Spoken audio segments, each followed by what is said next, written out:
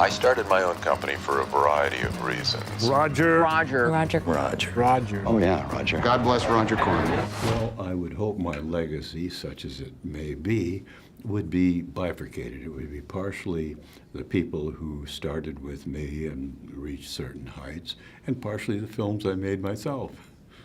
And just to add on to that, I think that that was definitely something that was very important for me as a filmmaker, was to really highlight Roger's creative accomplishments as a filmmaker and as a producer and as a businessman, you know, plowing through as an independent filmmaker in this crazy business.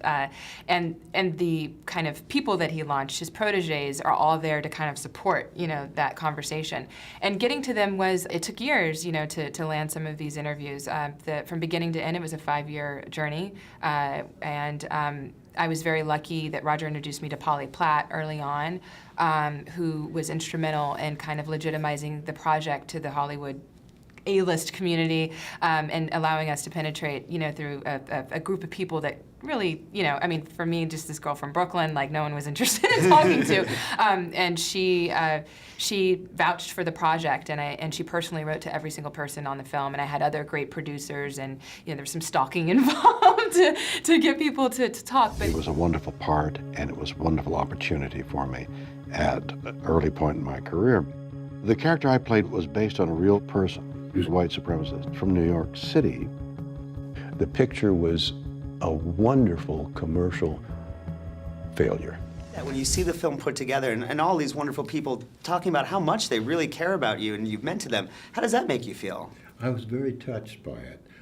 I've stayed in touch with most of the filmmakers who were interviewed, a few I haven't talked to for a while, and it was very emotional to me to see the friendliness they showed in their discussions.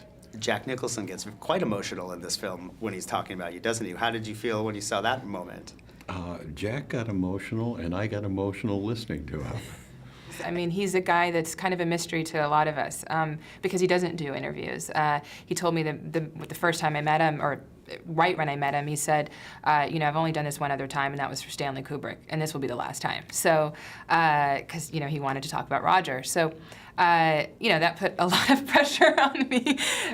But it was a great interview, and I think, you know, I like to say that I just became the medium. I was just there.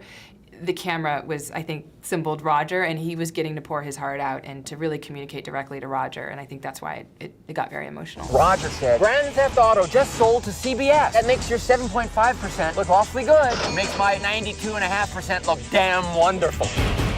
Films have changed in 2 ways, 3 ways. The third being the fact that I don't even think we should use the word film. I think we have to go back to motion pictures because so much is being shot digitally now. I think the change in production is partially digital and partially the introduction or invention of lightweight portable equipment so we can shoot more efficiently and less expensively on location. So the producing of films is easier today than it was. The distribution, on the other hand, is more difficult. The major studios dominate, particularly theatrical distribution, more than they ever did, and to a large extent the independents are being frozen out of theatrical distribution. On the other hand, I think the internet and other methods of distribution are opening up, so there's still hope for the independents. Is that the secret to longevity? Just keep going and never stop? I think you have to keep going, and you have to change with the times.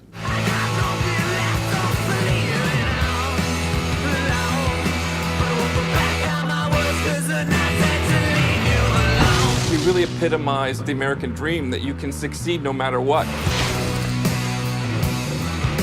By mistake, he actually made a good picture every once in a while.